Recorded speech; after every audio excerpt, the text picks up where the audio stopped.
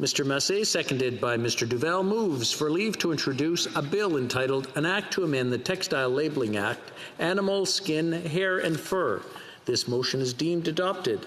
The Honourable Member for Windsor West.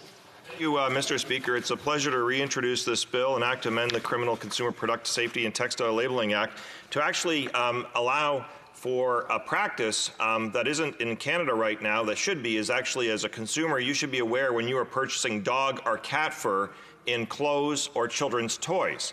The United States and other countries have moved forward with similar legislation, and this would bring us to par at least to have this awareness, because right now over 2 million dogs and cats are slaughtered each year and used in products across Canada from various different sources. So this bill would bring us in compliance with the United States and other countries, and more importantly, Mr. Speaker, would allow consumers the right to choose if you're going to have dog or cat fur in your children's coats or your own coat or your toys for your children. You should at least have that knowledge. Thank you, Mr. Speaker. Mr. Masse, seconded by Mr. Duval, moves that the bill be now read a first time and be printed. The motion is deemed adopted. First reading of this bill, première lecture de ce projet de loi. When shall the bill be read a second time? At the next sitting of the House. Introduction of private members' bills.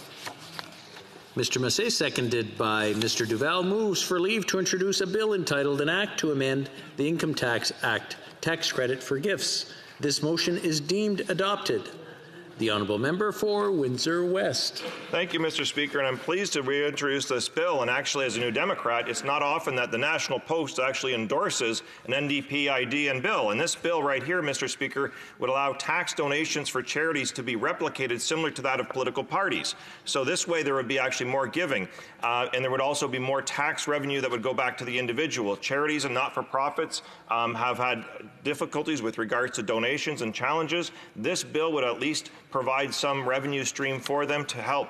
And Mr. Speaker, I'll just say that this is very important because right now we know with COVID-19 those organizations have been really challenged. So this again, Mr. Speaker, just allows your tax donations for charities to replicate that of political parties, and it's capped, so it's not an endless stream of money that you can get back, so it allows for fairness for all Canadians. Thank you, Mr. Speaker. Mr. Masse, seconded by Mr. Duval, moves that the bill be now read a first time and be printed. This motion is deemed adopted. First reading of this bill, première lecture de ce projet de loi. When shall the bill be read a second time? At the next sitting of the House. Introduction of private members' business or bills. Mr. Masse, seconded by Mr. Duval, moves for leave to introduce a bill entitled An Act to Amend the Department of Public Works and Government Services Act, Community Benefit. This motion is deemed adopted. The Honourable Member for Windsor West.